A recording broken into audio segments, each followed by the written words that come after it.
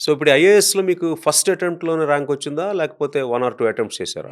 3వ తారీఖు సాయంత్రం పరీక్షలు అయిపోయిన తర్వాత నా మిత్రుడు ఒకతను అతనితో పాటు నాతో పాటు పరీక్షలు రాశాడు ఆయన కూడా.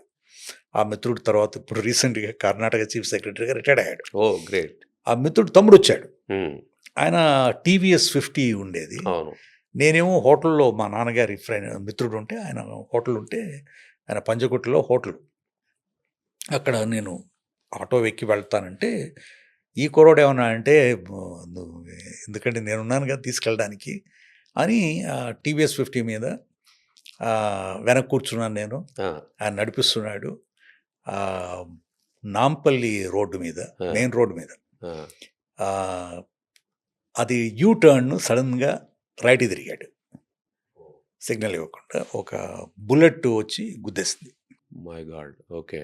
నేను ఆకాశంలోకి పైకి ఎగిరి అంతా? అంత అంటే అది చాలా ఫాస్ట్‌గా వస్తోందనమాట.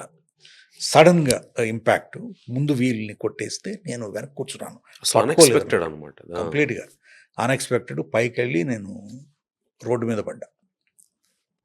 మల్టిపుల్ ఫ్రాక్చర్స్ 2 కాళ్ళకి. My God! Multiple fractures.